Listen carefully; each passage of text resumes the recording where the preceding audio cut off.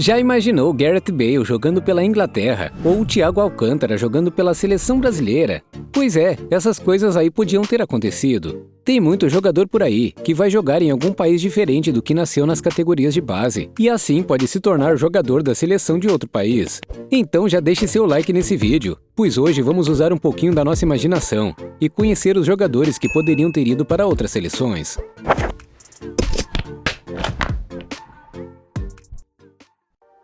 Thiago Alcântara. Vamos começar falando de um caso que dói em nós brasileiros. Thiago é um dos melhores meio-campistas do mundo, e não é de agora, né? O cara jogou bem no Barça, jogou pra caramba no Bayern, e segue muito no Liverpool. E cara, o próprio Tite já disse que se pudesse escolher um jogador de outra nacionalidade para jogar no Brasil, seria o Thiago. O craque do Liverpool é filho de um brasileiro, que inclusive é muito importante para nossa seleção. O pai dele, do Rafinha Alcântara, é o Mazinho, campeão da Copa do Mundo de 1994 com o Brasil. Mas o legado histórico do pai não foi o suficiente para convencer Thiago de jogar pela nossa seleção. Apesar do pai brasileiro e de ter nascido na Itália, Thiago resolveu jogar pela Espanha, lugar onde ele passou grande parte da sua vida, quando fez parte das categorias de base do Barcelona. Já o seu irmão, o Rafinha, esse sim escolheu o lado bom da força e escolheu defender a nossa seleção. Jorginho. Vamos acabar logo com os jogadores que poderiam ser da nossa seleção brasileira, falando do Jorginho. O meio-campista jogou muita bola recentemente e foi até cogitado para ser o melhor do mundo no começo da temporada, por causa de seu desempenho na conquista da Eurocopa com a Itália, o que na minha opinião é meio loucura. Mas enfim, o cara nasceu no Brasil, em uma cidade chamada Imbituba, no estado de Santa Catarina. Só que ele saiu muito cedo para a Itália. Para você ter uma ideia, o cara nem chegou a jogar num time profissional aqui. Ele foi contratado pelo Hellas Verona em 2008 e algum tempo depois foi para o Napoli, onde brilhou de verdade. E foi exatamente no Napoli onde ele foi chamado para a seleção italiana pela primeira vez. Mahrez. O atacante Mahrez, do Manchester City, é um caso até especial no futebol. O cara defende a seleção da Argélia, mas ele tinha a chance de defender uma seleção muito maior, com todo o respeito à Argélia, né? Ele nasceu em Sarcelles, na França, e tem pai argelino e mãe argelina marroquina, então ele pode escolher entre 3 seleções. E o motivo dele jogar pela Argélia foi seu pai, que jogou em times profissionais por lá. Além disso, convenhamos aqui que na França, Mahrez disputaria para ser titular, mas provavelmente seria reserva em jogos importantes. Já na Argélia, ele é um herói nacional. O cara simplesmente marcou o gol do título na Copa das Nações Africanas, além de levar a Argélia para a Copa de 2014. E aí, o que preferia? Ser o herói de um país numa seleção fraca, ou ter que brigar para ser titular de uma seleção enorme? Deixa aí nos comentários e aproveita para deixar aquele like nesse vídeo também. Aubameyang. Esse aqui é outro que deixou de fazer parte de uma seleção gigante para jogar numa menor. E cara, esse talvez seja o caso em que o jogador tinha mais opções boas para escolher e acabou escolhendo a pior, na minha opinião. Aubameyang nasceu na França, tem cidadania espanhola e chegou a ser convidado para fazer parte da seleção italiana. E dessas 3 seleções enormes, o cara escolheu jogar no Gabão. Mano, no Gabão? Assim, com todo respeito ao Gabão e à escolha do Aubameyang, até porque ele escolheu defender essa seleção porque seu pai jogava por lá e tudo mais. Então, eu sei que essa decisão foi por uma questão emocional, mas mano, o Gabão!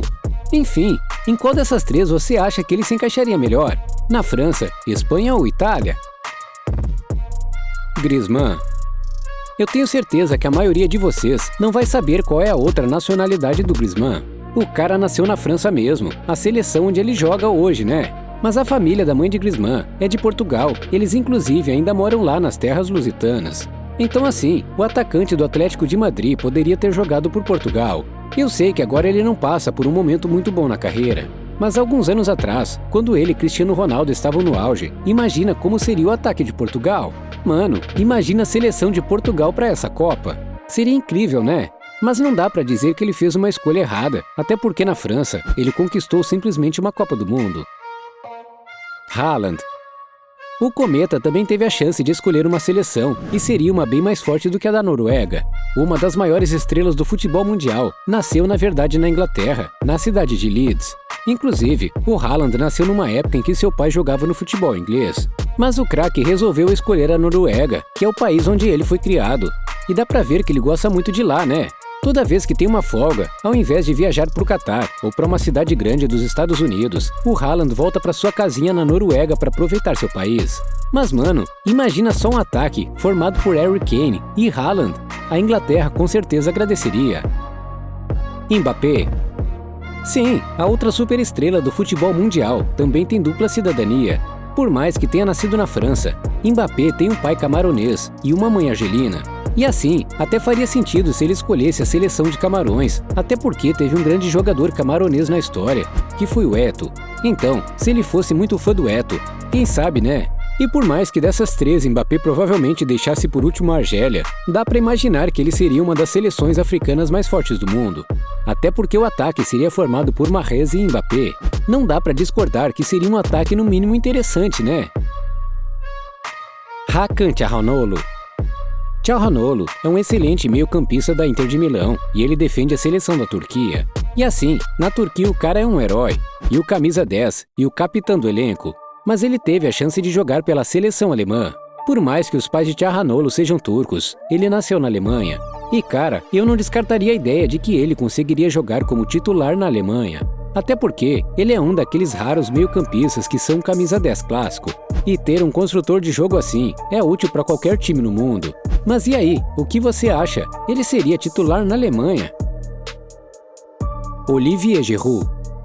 Giroud é um daqueles jogadores que parece ser totalmente de seu país, né? Tipo, eu não sei se vocês pensam assim, mas pra mim, Giroud é um nome muito francês. Mas a verdade é que os avós do Giroud são italianos. Pois é, o cara poderia ser titular do ataque da Itália.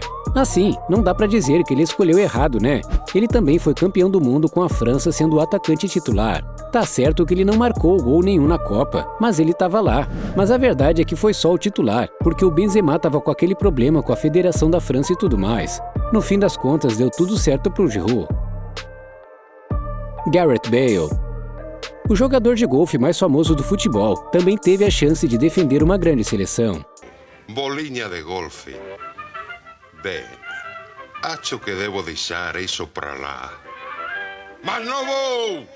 Ele defende o país de Gales e entrou para a história do futebol no país, levando a seleção para sua primeira Eurocopa e fez eles voltarem para uma Copa do Mundo após 64 anos. Mas a história poderia ser muito diferente. Gareth Bale foi convidado quando era jovem para defender a seleção da Inglaterra. Se todos os jogadores dessa lista que poderiam jogar na Inglaterra aceitassem, imagina como seria esse ataque com Kane, Bale e Haaland. Se bem que hoje em dia o Bale nem seria o titular mais, né? Porém, durante um tempo, ele com certeza teria sido o melhor jogador da seleção inglesa. E aí, você concorda com as decisões dos jogadores dessa lista? Ainda falando do Bale, você sabia que o craque já usou uma estratégia, no mínimo bizarra, ao entrar em campo? O cara apareceu num jogo com o meião todo cortado, cheio de buracos. Clica no vídeo que tá aparecendo na sua tela e veja o motivo por trás dessa bizarrice. A gente se encontra lá.